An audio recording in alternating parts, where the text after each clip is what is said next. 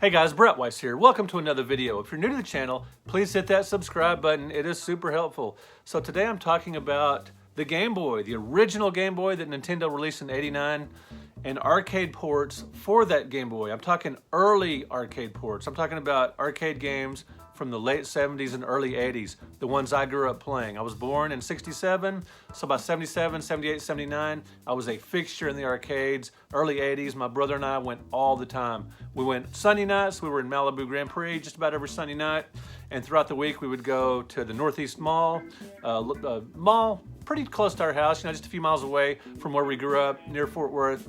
Awesome arcade. Land of Oz, Aladdin's Castle, all that stuff. Grew up playing these great arcade classics like Space Invaders, Centipede, and on and on and on. Legendary arcade classics that were ported to the original Game Boy. So why would you want to play these all-time classics, these killer shooters, maze games, all these cool games on the Game Boy? Not just so you can do it portably, that's kind of neat. And the old games are kind of simple, so they fit pretty well on the Game Boy, work pretty well most of the time. But what's really cool is these Game Boy ports, a lot of times they had features that were not found in the original arcade version.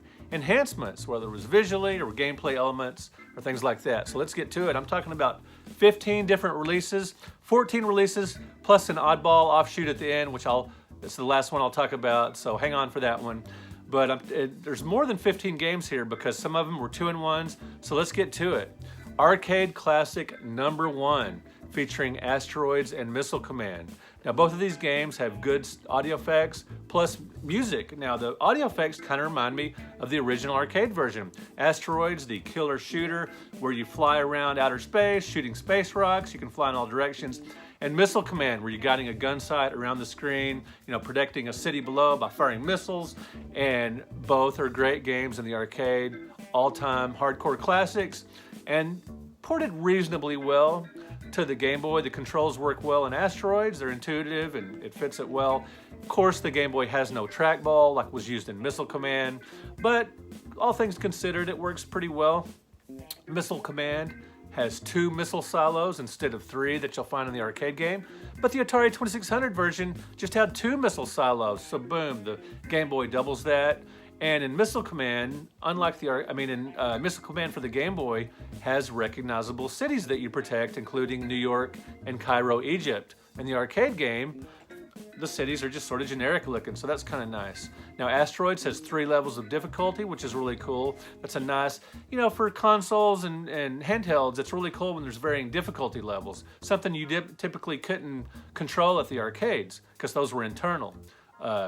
And so Missile Command was released separately outside of this Arcade Classic #1 by itself, but without the Super Game Boy enhancements, like the coin-op borders and more, being more colorful. You could play these games, original Game Boy games, you can play them on the Super Game Boy, which it looks like a cartridge. It plugs into your Super Nintendo and you can play Game Boy games on the big screen, and a lot of these games are enhanced, which is very cool. But the Missile Command separate release did not have the specific Super Game Boy enhancements. And again, no trackball on the Game Boy. Oh well, both games play reasonably well. Next up is Arcade Classic #2, featuring Centipede and Millipede. Now, both of these games in the arcades used a trackball. Again, no trackball on the Game Boy.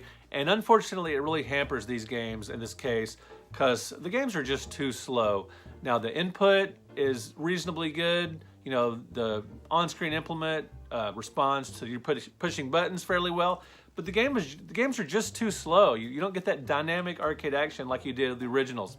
Now, most of you guys know Centipede and Millipede. You guide your firing implement along the bottom third or 1/4 of the screen, firing upward at centipedes and millipedes, depending on the respective game and other kinds of bugs. Super fun games, not ported terribly well to the Game Boy. Now there is a game, on the Super Game Boy, there's framed backgrounds like in the arcade cab, if that means anything to you, more color and everything. Now there is a version of Centipede that was released separately that uses the link cable, which is pretty cool, for 2-player simultaneous action. Now a lot of you grew up playing the Game Boy. I was 22 when the Game Boy came out, but I started playing the Game Boy mostly on the Super Game Boy. So I have a lot of fondness for playing the Game Boy, but a lot of us that played Game Boy didn't utilize the link cable that often. I've talked to a lot of Game Boy collectors, a lot of Game Boy fans that just didn't use the link cable. Either they didn't know someone, that they were around a lot that had a Game Boy and the same game. In a lot of these cases, you need the other game also. But it's pretty darn cool that with the link cable and Centipede, you can play two-player simultaneous action like the Atari 7800 version of Centipede. Pretty darn awesome. Next up is arcade classic number 3, Galaga Galaxian. Now, most of you guys know these are Space Invaders type games, but more advanced, and you shoot, swarms of enemies above, and they'll dive down at you and everything. Really cool, colorful games, challenging games in the arcade. I love both of these. Now, on the Game Boy version, you can play on the Super Game Boy for added color and a more arcade-like experience. Both of these are ported well, and these are simple games in the arcades that really work well on the Game Boy because you're just going back and forth and shooting. Pretty simple games that work well on the Game Boy. Arcade Classic number 4, but there's no big enhancements to either one, so that's too bad. There's no extra versions or anything, which we'll get to in a little bit. There's some pretty cool supplements to some of these games a little later on here. So Arcade Classic number 4, Defender and Joust. Many of you remember Defender. If you're old as me and you remember Defender in the arcades, it was an intimidating game because there's a lot of buttons. It's a hardcore side-scrolling shooter with a lot of enemies. It is tough. It's a tough game. It is, of course, easier on the Game Boy. There's rapid fire on the Game Boy, which is pretty cool. You can just hold in the button, saves wear and tear on the thumb. And there's rapid flap and Joust. That's the jousting game, where you're flying an ostrich and you have to be above your enemies and stab them to defeat them. If you're below, you're killed. Really cool game, with the platforms and everything. And speaking of platforms, Joust on the Game Boy, you don't just have your static screen with the platforms, the screens scroll. It's an updated mode. You can play the original arcade mode that plays quite a bit like the arcade game, but there's an updated mode with scrolling screens and more detailed backgrounds. Pretty darn cool, and again, both games are updated on the Super Game Boy with more color. Pretty cool. So these are both pretty solid on the Game Boy.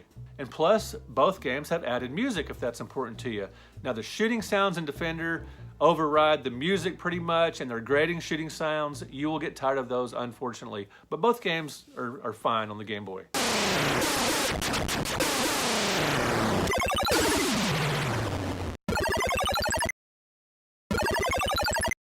Next up is Dig Dug. It has a slightly scrolling playfield. If you guys remember Dig Dug back in the day, it is a maze game, which is one of my favorite genres, and you can dig your own tunnels, which is awesome. Now, the Game Boy version, the screen scrolls slightly so you can see the whole thing, and that works okay. But what's really cool about Dig Dug for the Game Boy is there's an extra mode called New Dig Dug. In fact, a whole new game. Indeed, by the title, New Dig Dug, with an unlimited number of enemies. Now, why are the enemies unlimited? That's because to complete the level, you don't defeat all the enemies, you collect all the keys. Now, you still dig underground,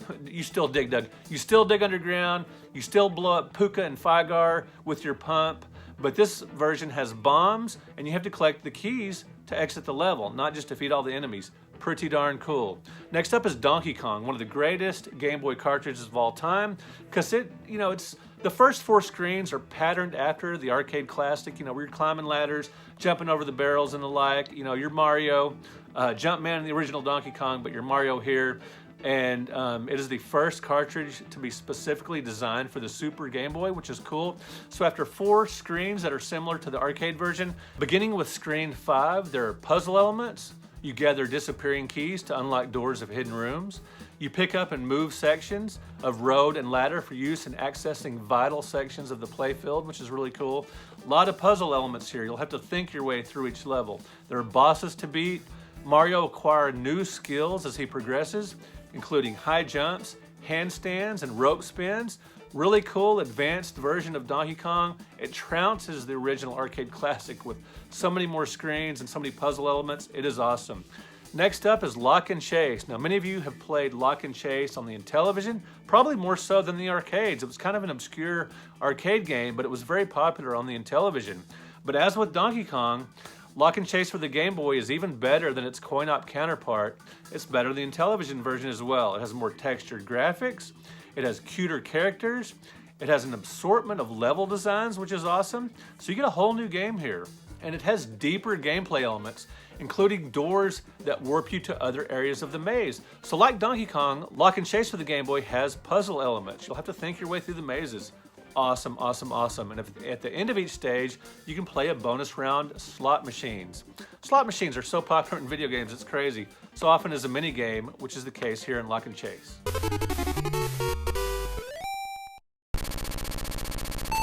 Next up is Mr. Do. Now, many of you know that have watched my channel for a long time or that have read my books that Mr. Do is my favorite game of all time. I love the arcade version, the Super Nintendo, and the ColecoVision versions.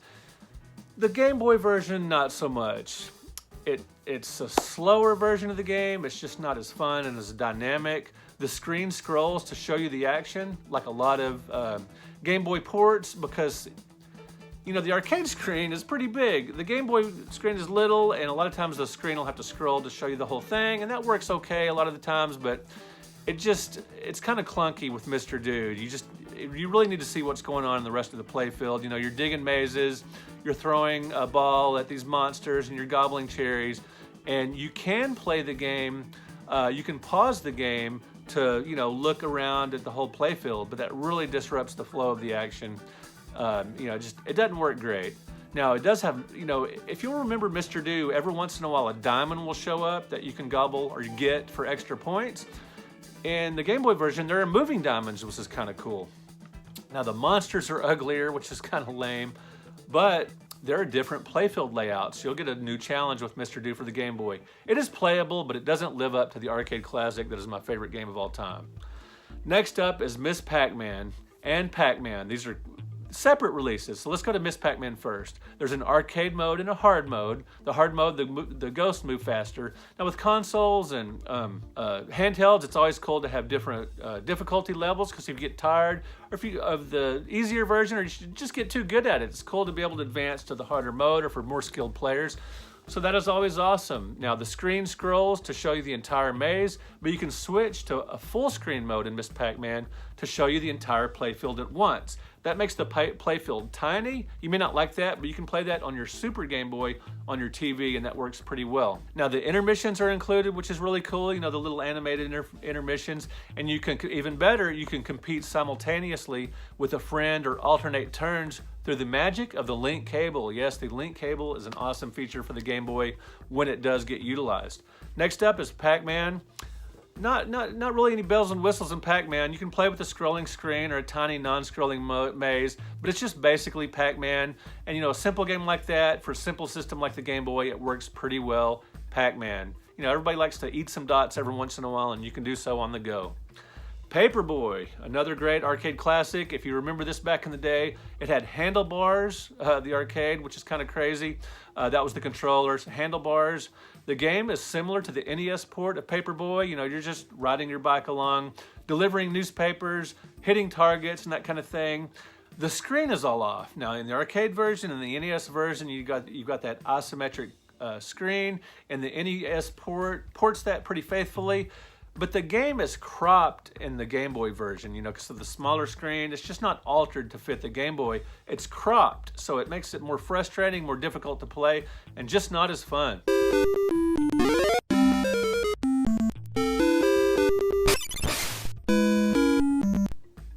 So, Paperboy, thumbs down for the Game Boy. Next up is Q*bert, ported very well to the Game Boy. I loved Q*bert in the arcades, and I like it even more on the Game Boy because there are different cube designs, kind of like Q*bert 3 for the Super Nintendo, or the you know, the enhanced remake of Q*bert on the PlayStation.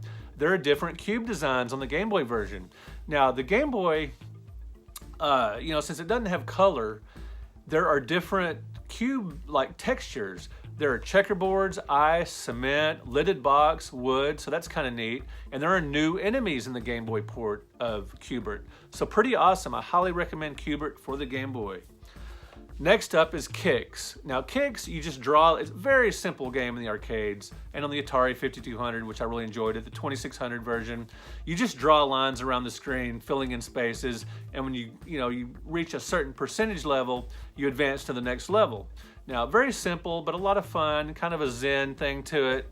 And what's cool about the Game Boy version is not only is it well suited to the Game Boy because it's a simple game ported very faithfully to the Game Boy.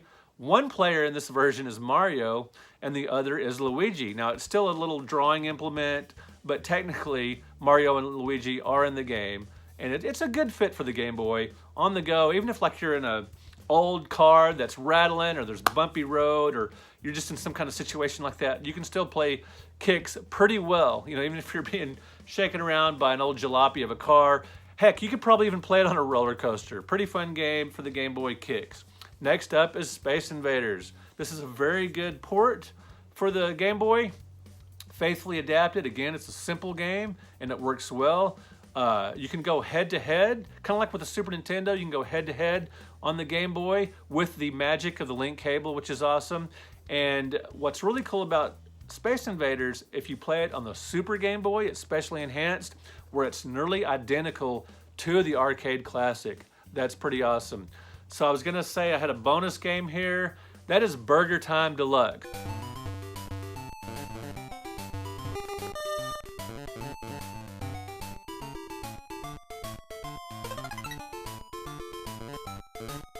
Now the reason I'm not including it with the previous games, because it has a different title. It's Burgertime Deluxe, not just Burger Time.